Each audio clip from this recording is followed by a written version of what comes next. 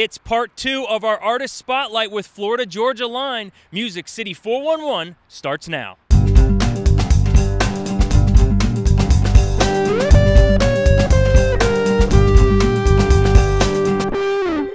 What's up, everyone? Welcome to another episode of Music City 411. I'm your host, Shane Tallant, and we've got another special episode for you this week. Part 2 of our Artist Spotlight with the guys from Florida Georgia Line.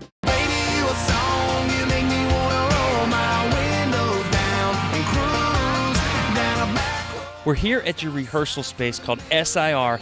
Tell us what you guys are up to. Oh, you know, we're on the road pretty much all year with Luke Bryan and mixing some headline stuff. So we're always trying to get our show better and tighter, and so we're just here working on some things and trying to step our game up a little bit.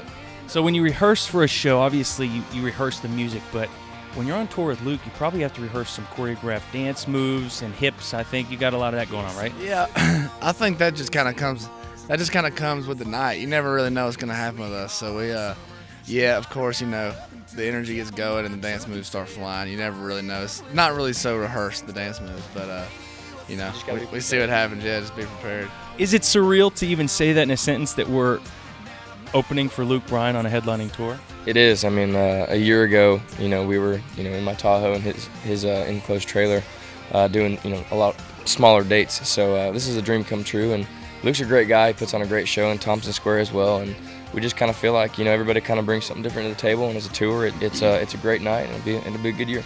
It's absolutely a party atmosphere with those 3 acts. And last time we were hanging out, we talked about, of course, your debut single with Cruise, but you've got a second single on the radio now, Get Your Shine On, and the second video as well is out. So it's got to be exciting.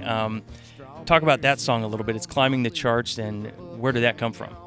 Oh, it's great. We wrote that song probably about a year ago, a little over a year ago in December, and with Chris Tompkins and Rodney Clawson, and it's just been a feel-good song ever since, you know, we wrote it. I mean, we felt really confident about it, and as we recorded it, you know, it was just another one of those special songs, you know, that we were kind of like, man, I'd love to single this one. So it's doing great on the charts, and it's climbing, and we were in Cancun, like you said, last week shooting the video, and it ought to be out in a few weeks, and we're super excited to see what happens because we had a great time out there, and I think people are going to like it.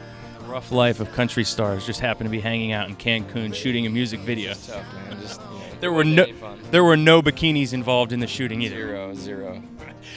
Okay, here we are. We stand as you're getting ready to rehearse, but we can't ignore the fact that you guys are nominated for an ACM award. I mean, of course, a #1 single.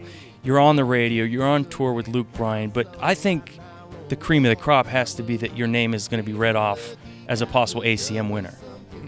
Yeah, it's going to be really That's cool. surreal, yeah. I mean, me and BK sat through a lot of award shows and watched how it goes down. So we're just, man, we're honored to be a part of it now and just, you know, be able to hopefully take home a win and maybe be on stage and experience that whole deal. So we're excited.